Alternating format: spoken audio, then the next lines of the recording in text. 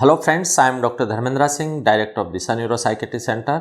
आज दोस्तों हम बात करेंगे एक बहुत इंपॉर्टेंट सब्सटेंस नशे के बारे में, निकोटीन, टोबैको। टोबैको को हम कैसे यूज़ करते हैं, टोबैको को हम हमारी सोसाइटी में टोबैको कैसे आया। अगर आप थोड़ा हिस्ट्री में जाएं तो टोबैको अराउंड 1600 सेंचुरी में बताया गया कि ये टोबैको पुर्तगाल से हमारे कंट्री में लाया गया और वहाँ से लोग इसको बीड़ी, सिगरेट और अलग अलग टाइप से हम इसको यूज़ करने लगे। हम स्मोकिंग टोबैको और स्मोकलेस टोबैको के नाम से जानते हैं। स्मोकिंग मतलब जो बीड़ी सिगरेट हम स्मोक करते हैं, और स्मोकलेस टोबैको मतलब हम इसको जर्दा, तंबाकू, खैनी, इवन पान में लोग जर्दे के रूप में इसको यूज़ करते हैं। टोबैको कितना खतरनाक है, आप इससे ही अंदाज़ा लगा सकते हैं कि टोबैको से हर साल एवरी ईयर लगभग 80 लाख लोग इससे हर साल ख़त्म हो रहे हैं। तो आप इससे अंदाज़ा लगा सकते हो कि ये कितना ख़तरनाक है। अगर इसका प्रिवलेंस देखा जाए कि कितने लोग टोबैको यूज़ करते हैं, तो दोस्तों इसका प्रिवलेंस है रफली 35%। एडल्ट में 100 में से लगभग 35-36 लोग इसको यूज़ करते हैं। आप समझ सकते हैं ये डेटा कितना हाई है। इसकी लत कैसे लग जाती है?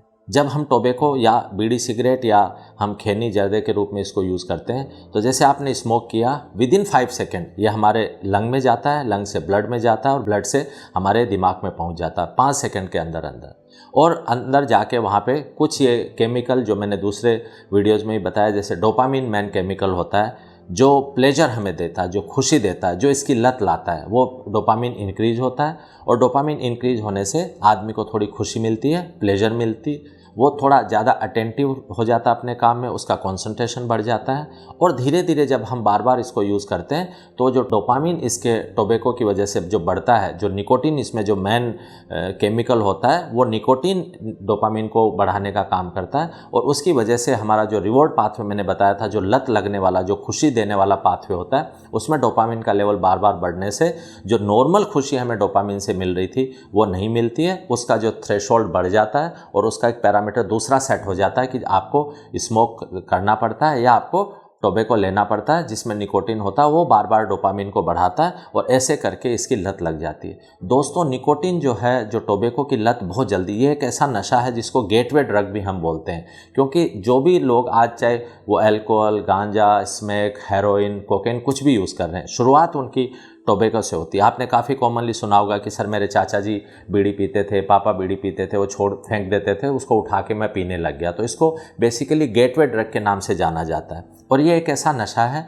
जैसे अल्कोहल की लत आपको 5-7 साल लग जाते हैं, दूसरे नशों में भी लत लगने में टाइम लगता है, लेकिन निकोटीन जो टोबैको एक ऐसा नशा है जिसकी लत 1-2 महीने में ही लग जाती है। अगर आप इसको स्मोक कर रहे हैं, आज जो टोबैको है उसको च्यू कर रहे हैं, जर्दा ले रहे हैं, खैनी ले रहे हैं, तो उसकी लत 1 से 2 महीने में ही लग जाती है। डोपामिन का लेवल बढ़ाता है, उसका पैरामीटर वो डिफरेंटली सेट कर देता है और अब नॉर्मल डोपामिन हमारा जो सीक्रेट होना बंद हो जाता है नॉर्मल जो प्लेजरेबल एक्टिविटीज़ में। और उसको जब हम टोबैको लेते हैं, जब निकोटीन हमारी बॉडी में जाता है, तभी वो डोपामिन बढ़ता है। इसकी ऐसे लत पड़ती है।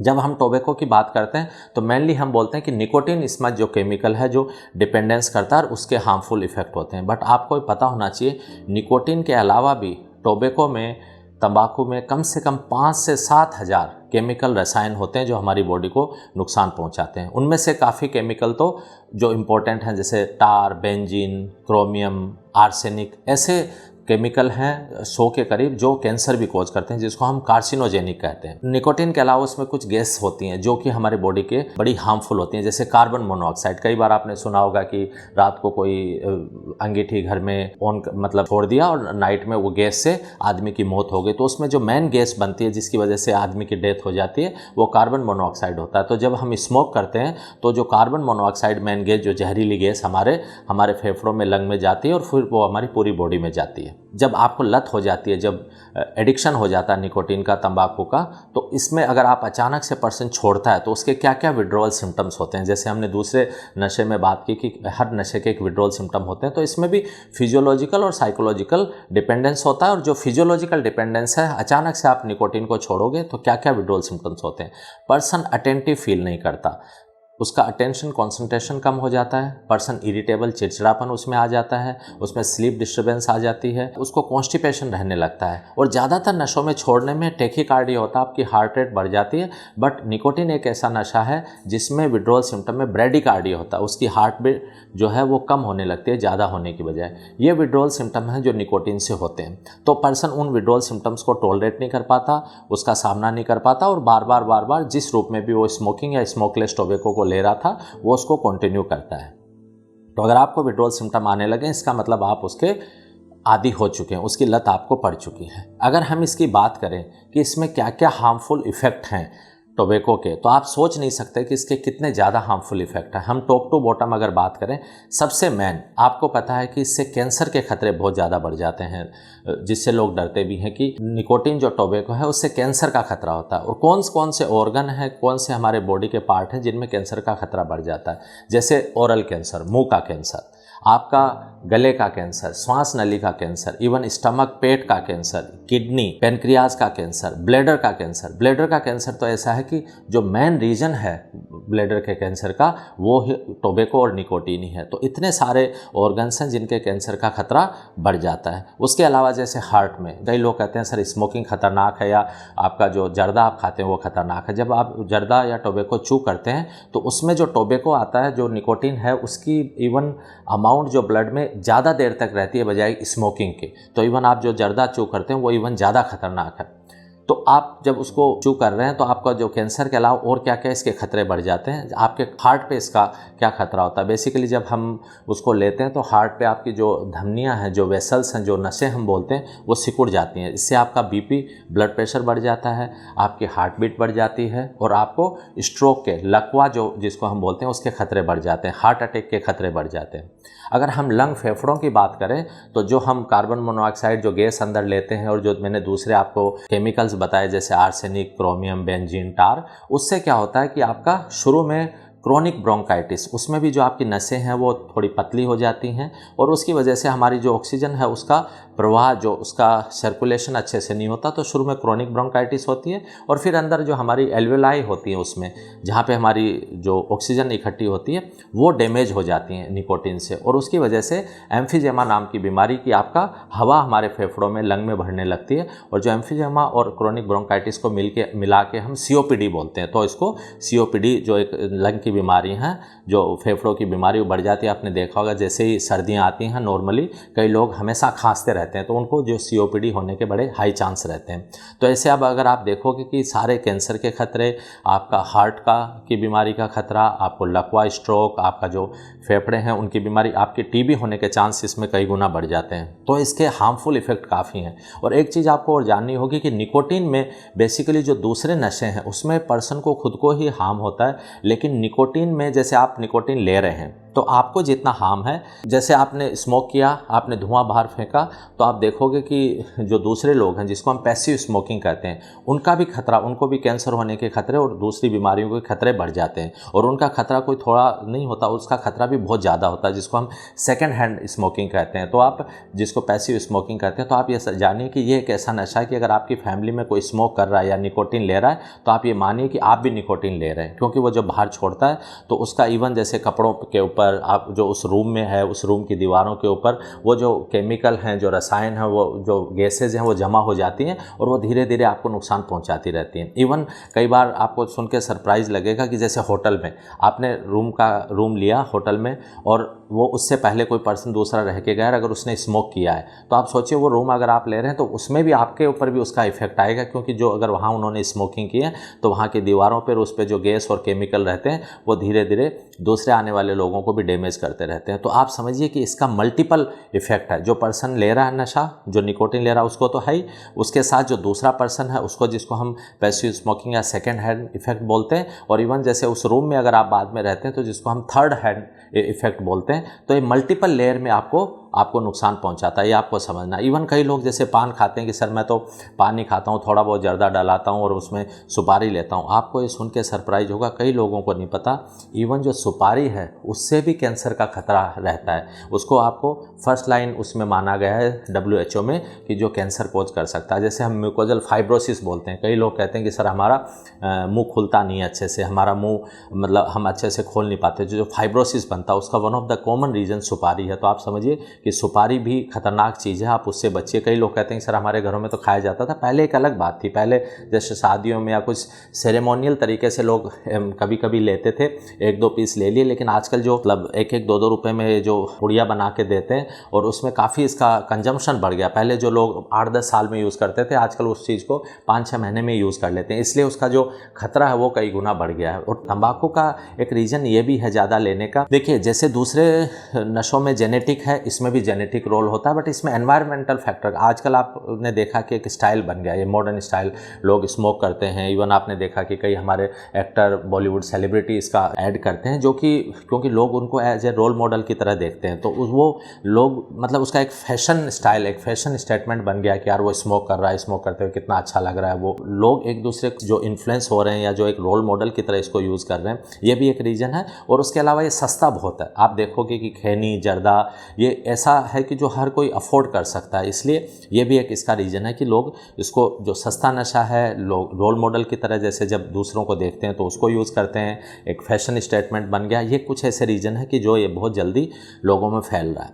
अगर जब आप इसको लेते हैं, कई लोग कैंसर से जैसे बहुत डरते हैं कि कैंसर, सर इसमें अगर कैंसर हो जाए तो हमें कैसे पता चलेगा। देखिए अगर आप जैसे स्मोक कर रहे हैं, आप टोबैको चू कर रहे हैं और अगर आपके मुंह में छाला हो गया और वो छाला लगातार रह रहा है, तो इसका मतलब आपको कैंसर हो सकता है, आपको इमीडिएटली उसको चेक कराना चाहिए। अगर आप जैसे आप मुंह अपना अच्छे से नहीं खोल पा रहे हैं या आपके मुंह में अंदर खाना खाते वक्त दर्द हो रहा है, देखिए 2-4 दिन दर्द है वो तो किसी वायरल या वैसे इन्फेक्शन से भी हो सकता है, बट महीने 2 महीने के लिए आपको दर्द रह रहा है, आपको खाना निगलने में दर्द हो रहा है, आपके मुंह में छाला 1-2 महीने से रह रहा है, या आपको जैसे गले में थोड़ी स्वेलिंग बाहर की तरफ आ रही है, इसका मतलब ये आपको कैंसर का खतरा हो सकता है, आपको इमीडिएटली दिखाना चाहिए। अगर आपको फेफड़ों का कैंसर हो रहा है स्मोकिंग या टोबैको से, तो अगर आपको खांसी लगातार रहती है, आपके खांसी में बलगम में खून आने लगता है, इसका मतलब आपको रेड अलार्म होना चाहिए कि मैं जल्दी से जल्दी डॉक्टर को दिखाऊं।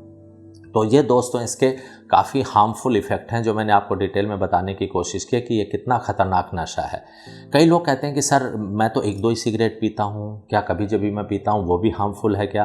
प्लीज़ एक समझिए, जैसे मैंने बताया कि टोबैको, निकोटीन का एडिक्शन बहुत जल्दी होता है। तो जैसे आप 1-2 पीते हैं, हो सकता है उस वक्त आपको एक खतरा तो नहीं है 1-2 सिगरेट से, लेकिन होता क्या है कि जैसे आपने 1-2 पी, डोपामिन का लेवल बढ़ा और वो आपको एडिक्शन में ले जा सकता है। तो इसका सबसे बड़ा खतरा है कि आप जैसे कभी जब भी लेते हैं तो वो एक ख़तरनाक चीज़ है कि वो आपको एडिक्शन की तरफ, हो सकता है उस वक्त आप क्रॉस सेक्शनली देखें तो आपको नुकसान ना लगे, लेकिन वो लॉन्ग टर्म में आपको एडिक्शन की तरफ ले जा सकता है, इसलिए आप उसके बिल्कुल सेवन से ही बचें। तो ये हार्मफुल इफ़ेक्ट। अगर हम इसकी बात करें कि अब आपको डिपेंडेंस हो गई, इसका इलाज क्या है, निकोटीन डिपेंडेंस का ट्रीटमेंट क्या है? इसका एक प्रभावी ट्रीटमेंट है जिसको हम निकोटीन रिप्लेसमेंट थेरेपी बोलते हैं। निकोटीन रिप्लेसमेंट थेरेपी मतलब हमने निकोटीन को निकोटीन से रिप्लेस कर दिया। निकोटीन रिप्लेसमेंट थेरेपी किस किस फॉर्म में आती है? इसकी निकोटीन गम आती हैं, इसके लोजेंजेस आते हैं, इसके इन्हेलर आते हैं और इसके पैच आते हैं, निकोटीन पैच जो हम ट्रांसडर्मल पैच बोलते हैं, जो हम हमारे स्किन पे लगाते हैं। इसकी 2 और 4 मिलीग्राम की निकोटीन गम आती हैं, इसके 7, 14, 21 मिलीग्राम के निकोटीन पैच आते हैं। अब कई लोग पूछते हैं कि सर मैं भी निकोटीन ले रहा था, आप भी मुझे निकोटीन दे रहे हो, तो आप मेरा भला क्या कर रहे हो? मेरा तो पैसा और ज़्यादा लगने लग गया, क्योंकि अगर आप टोबैको ले रहे हो तो कई लोगों का तो टोबैको तो बहुत सस्ता आता है, लेकिन ये इलाज महंगा पड़ता है। तो दोस्तों 2 चीज़ें आप इंपॉर्टेंट समझिए। एक तो जो निकोटीन रिप्लेसमेंट थेरेपी हम ट्रीटमेंट में दे रहे हैं वो हम हमेशा ज़िंदगी भर के लिए नहीं दे रहे। जैसे आपको मान लो 5 या 6 निकोटीन गम पे मैंने शुरुआत की और फिर आप जैसे उसको 4 में कर दूंगा, फिर 3, फिर 2 और धीरे धीरे 2-3-4 महीने में मैं उसको बंद कर दूंगा। तो वो कोई ऐसा नहीं कि ज़िंदगी भर का इलाज है, वो एक अस्थायी मतलब टेम्परेरी इलाज है जिसको हम धीरे धीरे आपकी इलाज करके और इसको बंद कर देते हैं। नंबर 2 जो मेन चीज़ है, जैसे मैंने बताया कि आपके जो टोबैको में उसमें कई केमिकल होते हैं जो आपको कार्सिनोजेनिक होते हैं, जो कैंसर कोज करते हैं, जो वेरियस ऑर्गन के कैंसर मैंने बताए। जो निकोटिन रिप्लेसमेंट थेरेपी है उसमें कैंसर का खतरा बिल्कुल भी नहीं है, वो कार्सिनोजेनिक नहीं है। तो जो एक ये इंपॉर्टेंट कि एक तो ये ऐसा नहीं कि ज़िंदगी भर लेना, दूसरा ये आपके कैंसर कोज नहीं करती, इसलिए एक निकोटिन रिप्लेसमेंट थेरेपी एक प्रभावी इलाज है। उसके अलावा एक हम टेबलेट यूज़ करते हैं बुप्रोपियोन, जिसको हम बुप्रोपियोन बेसिकली ये NDRI के रूप में काम करता है। बेसिकली हमारे नोरेपिनेफ्रिन और डोपामिन को इंक्रीज़ करता है हमारी ब्रेन में, डोपामिन को इंक्रीज़ करता है, निकोटिन भी डोपामिन को इंक्रीज़ कर रहा है। तो बेसिकली एक ये अच्छा ट्रीटमेंट है जिससे आप निकोटिन से आप छुटकारा पा सकते हैं। आजकल जो लेटेस्ट थेरेपी आई है, जो सबसे प्रभावी इलाज है, उसका मोस्ट इफेक्टिव ट्रीटमेंट जिसको हम कहते हैं निकोटिन डिपेंडेंस का, वेरेनिक्लिन टेबलेट। वेरेनिक्लिन टेबलेट है जिसका 3 महीने की थेरेपी होती है। 1 मिलीग्राम हम 0.5 मिलीग्राम से शुरू करते हैं और 1 हफ्ते के बाद में हम 1 मिलीग्राम मॉर्निंग और इवनिंग टेबलेट देते हैं। पेशेंट को कोई पैच लगाने की ज़रूरत नहीं, कोई गम लेने की ज़रूरत नहीं। 1 टेबलेट मॉर्निंग में, 1 टेबलेट इवनिंग में, 3 महीने के लिए ये काफ़ी प्रभावी इलाज है। लेकिन मैं आपको ये कहना चाहता हूँ कि निकोटीन, देखिए एक सोसाइटी में एक एक्सेप्टेंस अलग चीज़ होती है। जैसे इवन अल्कोहल की जो परसेप्शन लोगों का है, क्योंकि अल्कोहल लेके आदमी गलत बात करता है, वो लड़खड़ाता है, उसका एक अलग परसेप्शन बनता है सोसाइटी में, इसलिए अल्कोहल को ज़्यादा बुरा माना गया है। लेकिन एक डॉक्टर के नाते मैं आपको बताना चाहता हूँ कि जो अल्कोहल, ऑफ कोर्स अल्कोहल भी बुरा नशा है, लेकिन निकोटिन अल्कोहल से भी कई ज़्यादा गुना खतरनाक नशा है। सोसाइटी में उसकी एक्सेप्टेंस है क्योंकि इससे को लेके लोग कोई अजीब बातें नहीं करते, लोगों की बॉडी पे एकदम से ऐसा इफेक्ट नहीं डालता, इसलिए उसको एक एक्सेप्टेंस मिली हुई है। लेकिन निकोटिन अल्कोहल से भी ज़्यादा खतरनाक नशा है, ये आपको ध्यान रखना। और जो मैंने हार्मफुल इफेक्ट बताए, बार बार आप इनकी जाके इधर उधर अपने ओरल कैंसर के लिए फ़ोटो देखिए। कई हमारी सोसाइटी में कई लोग हैं जो काफ़ी पॉपुलर हैं, जो हमारे नेतागण या जो बॉलीवुड सेलिब्रिटीज़, लेकिन उनके बाद में ये हुआ और उन्होंने अपने इसको इलाज कराया। तो आप इसको समझिए कि ये खतरनाक नशा है। और आप इसको, कई लोग कहते हैं कि सर मैंने, जैसे मैं 40 सिगरेट पीता हूँ, क्या मैं 5 कर सकता हूँ? जैसे मैंने बताया कि 1-2 सिगरेट शुरू करना भी खतरनाक है, वैसे ही अगर आपको एक बार डिपेंडेंस है तो आप फिर उसको कम सिगरेट करके या कम ज़्यादा खा के उसको काम नहीं चला सकते। आपको उसको एकदम ही बंद करना पड़ेगा, क्योंकि एक बार आपको डिपेंडेंस है तो आपको सब्सटेंस फ्री होना पड़ेगा। और एक लास्ट चीज़ मैं इसमें आपको बताना चाहता हूँ, लोग आजकल वेपिंग की या ई सिगरेट की बात बड़ी करते हैं। इनिशियली ये माना गया कि जो वेपिंग है या जो ई सिगरेट्स हैं वो इससे कम हार्मफुल हैं, लेकिन ओवर द टाइम ये बताया गया, ये देखा गया कि स्टडीज़ में कि जो ई सिगरेट्स या वेपिंग है वो लगभग उतनी ही खतरनाक है जितनी कि नॉर्मल स्मोकिंग है। सो ये परसेप्शन कैरी मत कीजिए कि ई सिगरेट या वेपिंग उससे बेटर। आजकल काफ़ी स्टडीज़ आ रही हैं, इवन कई स्टडीज़ में तो बताया गया कि जो ई सिगरेट हैं, आपकी जो कार्डियोवैस्कुलर डिजीज़ हैं, जो हार्ट की डिजीज़ हैं, वो इवन उससे नॉर्मल स्मोकिंग से भी ज़्यादा होती हैं। तो हाँ, थोड़ा बहुत शुरू में ये समझा गया है कि इससे ये लेस हार्मफुल है, लेकिन ओवर द टाइम ये बताया गया है कि उतनी हार्मफुल है। तो प्लीज़ इस नशे से बचें और इस वीडियो को ज़्यादा से ज़्यादा शेयर करें और इसको समझें कि ये कितना खतरनाक नशा है। जो मैंने डेटा बताया उस डेटा से आप समझ सकते हो कि हमारी सोसाइटी को ये कितना ज़्यादा डैमेज कर रहा है। तो दोस्तों, इसको ज़्यादा से ज़्यादा शेयर करें और आप भी इसके सेवन से बचें, क्योंकि आप जब इसका सेवन कर रहे हैं तो सिर्फ आप ही अपने आप को खतरे में नहीं डाल रहे, आप अपने आसपास के लोगों को भी इससे खतरे में डाल रहे हैं। Thank you so much.